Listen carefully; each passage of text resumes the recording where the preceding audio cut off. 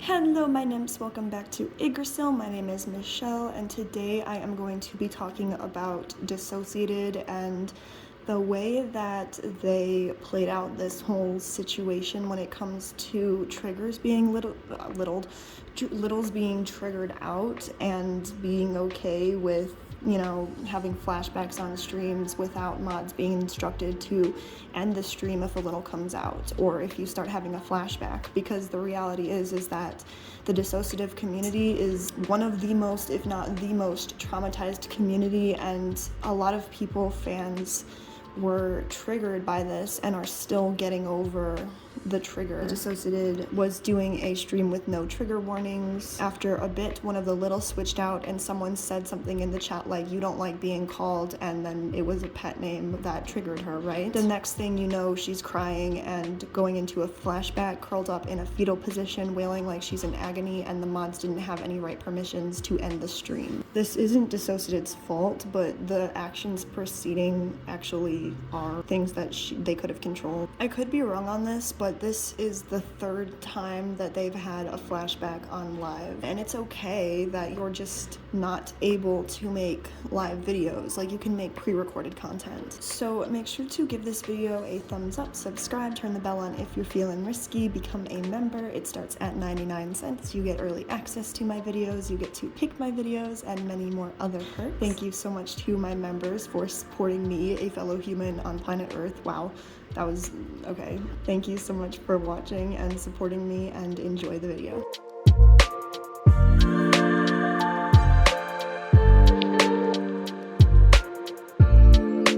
DissociaDID talks about not wanting to hurt their littles, not wanting to take advantage of them, use them in any way, and to protect them under all costs. However, it seems like protecting them under all costs doesn't necessarily mean them not being allowed to switch in on lives. The thing about that is, it's like, okay, maybe you learned your lesson from that, but then like later in the day, DissociaDID does another live instead of on YouTube, on TikTok, and the little switches out again. The littles have been used in a lot of situations, such as most famously Anthony Padilla's most viewed video of DissociaDID switching out as a little, being okay with that thumbnail being used, vlogged their littles being triggered and front stuck at Disney, which in a lot of circumstances can be quite dangerous, especially like there's 2 children triggered out.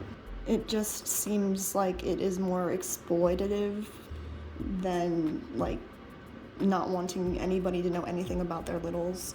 In the same way that you are responsible for staying sober when you're an addict, you're responsible for getting help when you're feeling like you want to unalive, you're also responsible for fully protecting your littles. It's difficult because DissociaDID says one thing and does another, like their words don't align with their actions. Also, after experiencing a flashback on live, DissociaDID said that they wanted to continue streaming, which is fully in their right. However, a lot of people who have had flashbacks in the past know that these are extremely distressing. They could have banned the term that they knew would trigger out littles, and they allow littles like just on camera speaking as normal. A lot of people are even refusing to tell others what exactly happened in the stream because they, quote, don't want to give the same pain to others that they did seeing it for themselves. They also like to play as littles online a lot, which isn't helping.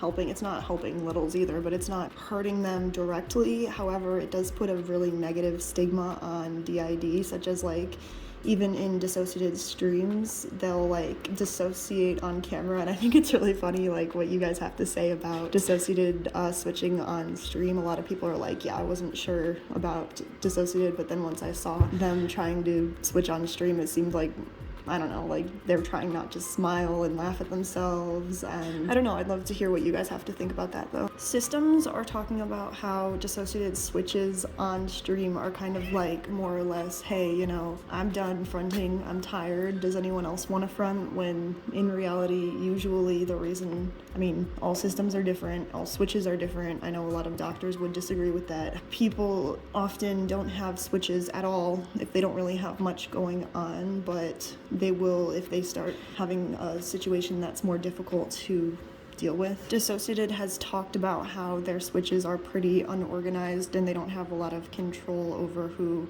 does and doesn't switch in. I mean, I mean, obviously a system isn't perfect just because, like, it's a human being. Is Jade the gatekeeper? I forget. But anyways, why would she allow like a little out on stream? I don't know. A lot of people say that switches are so difficult that you can't get through a switch without having a severe headache. You have to lie down, while a lot of dissociated switches are, all right, well, now I'm just another person. I'm just going to continue doing what the other alter was doing. Sometimes an alter will switch in because, like, for example, if one alter is depressed and not taking care of themselves, like showering, eating properly, someone might switch out. Positive triggers can be used to force a switch, but it's exhausting, and most of the time people don't want to be out, so they'll leave. Switches aren't usually so, I don't know, dramatic, as in, like, if you have to switch, you don't, like, put up a whole screen and make it ooh-woo. It's more just like, yeah, I'm just gonna hit the bathroom and be right back. A lot of people are like, okay, like, if I were to have a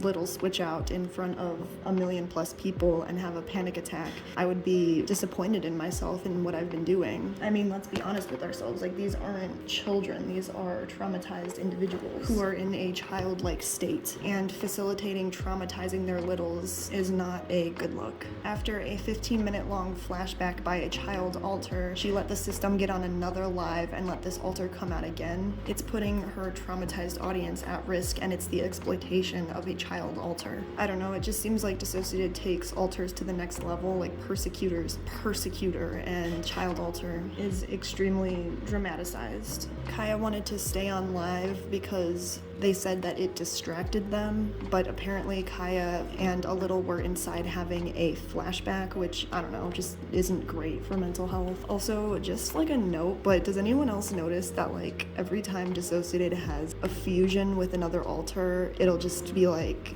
the same person, like it's still like Chloe, and then it was Nina and Nin, and now it's Kyle, but like, where's Kyle? Where's his personality? Where did it go? Because it's mostly just Nin. The only reason she ended the live was because her battery was low, and she called it a minor flashback, which people are like, really? Like, do we really have to take everything to such an extent? Like, my trauma is worse than yours? Because that flashback wasn't minor to a lot of people. People think it's exhausting because it feels like DissociaDID is completely or always like competing to have it worse. This is something that actually happened with Bobo and Co. DissociaDID had a flashback, and Bobo just assumed that DissociaDID had forgotten about it, but it turns out that they did remember it. They just didn't acknowledge it or apologize, because it's not your fault that you had a flashback, right? But it is your responsibility to realize who you might have hurt in that situation. A lot of people are discussing how it takes a long time to recover from a flashback. I guess this one was quote-unquote minor. However, it takes a physical long time to recover from something like that. It's emotionally exhausting. You have to like go to bed in a lot of circumstances. However, DissociaDID was like, all right, it's time to get on another live now. DissociaDID made a dramatic reenactment of when she fused to make Kaya. It was Kyle and Nin, and apparently there was like a 40-minute saga of them like talking to each other about how dramatic it is, but in reality, like, it's a disorder where you're still the same person, and honestly, like, I understand it could be dramatic for you. However, DissociaDID doesn't seem to consider like the way that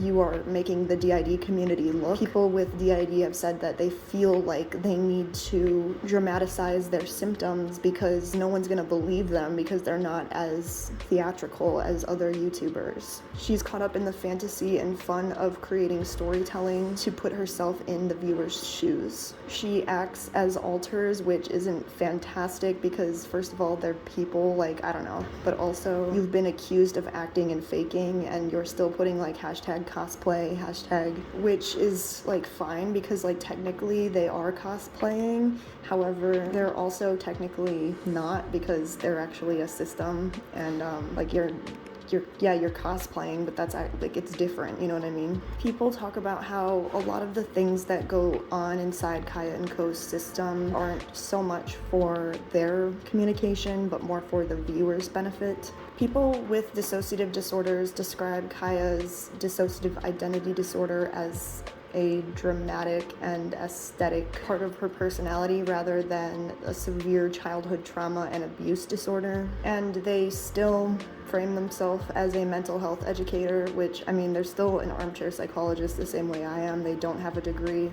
They hint at getting a degree but don't actually go to school for it. However, they frame recovery and healing as something negative with fusion, almost like they don't understand it. DissociaDID also got upset because they said that they've been in trauma treatment longer than Multiplicity and Me, which does actually go against their story, of how they even knew they had DID, but I digress. Some people say that she's hinting at a romantic relationship between her and Kyle, but definitely romanticizing the disorder, I would say. She says it outright, and I don't know, how did they know that they would be fusing together and made a 40-minute long video crying? So how do you guys feel about the whole timestamp situation, DissociaDID live streaming, and whether it's healthy for them and their audience? Since day one of their channel, it seems as though they have been fetishizing switching. They put timestamps when switches occur, and they make comments with the times that are upvoted and liked. And kya&co know that there's a market for switches. It seems like a fetishization, a show for entertainment, and to a lot of people, I know that to an extent you're I'm trying to normalize DID, but it's also for doctors, for people who are entering the medical field. They look this stuff up on YouTube and they end up thinking that DID is a joke. Make sure to give this video a thumbs up, subscribe, become a member if you are feeling risky. I would very much appreciate you, and I appreciate my members so much. You are beautiful human beings. Thank you so much for watching this video as always, and goodbye.